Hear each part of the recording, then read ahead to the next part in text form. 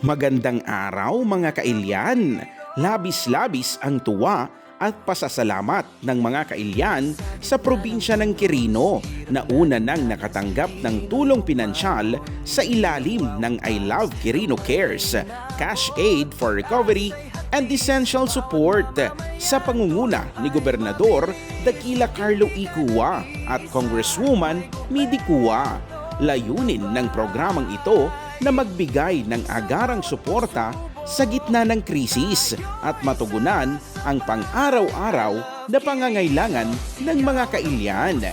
Sabay-sabay na isinagawa ang pamamahagi ng nasabing tulong sa iba't ibang bayan ng lalawigan kung saan una nang nabigyan ng tulong pinansyal ang mga kailyan sa Barangay San Pugo at Punggo sa bayan ng Nagtipunan, Barangay San Dionisio 1, San Martin at Barangay Villa Aguliana naman sa bayan ng Madela, Barangay Nagabgaban, Barangay Alicia at Barangay San Benigno naman sa bayan ng Aglipay at Barangay Tukod at Barangay Gomez naman sa bayan ng Cabarugis, Barangay La Paz at Barangay Rizal sa bayan ng Saguday at Barangay Don Mariano Perez, Baguio Village at Barangay Ifugao Village sa bayan ng Difun.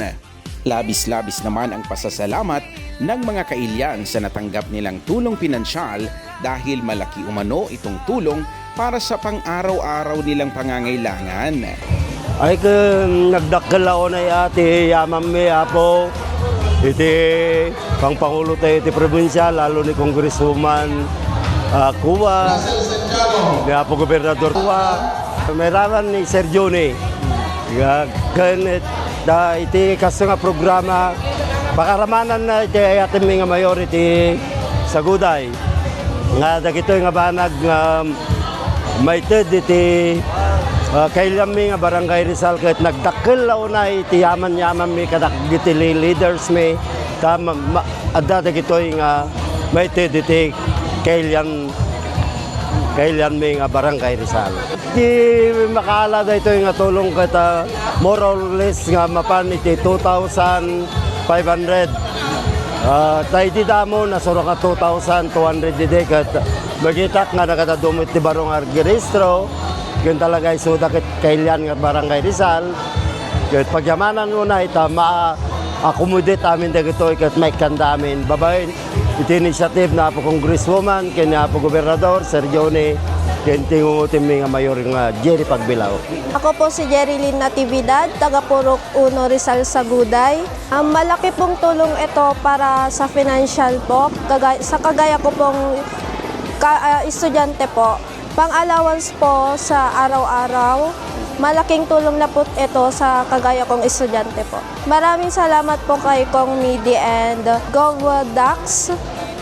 Dahil nakatulong rin po ito sa pag-aaral po namin, nakagaya ko pong estudyante.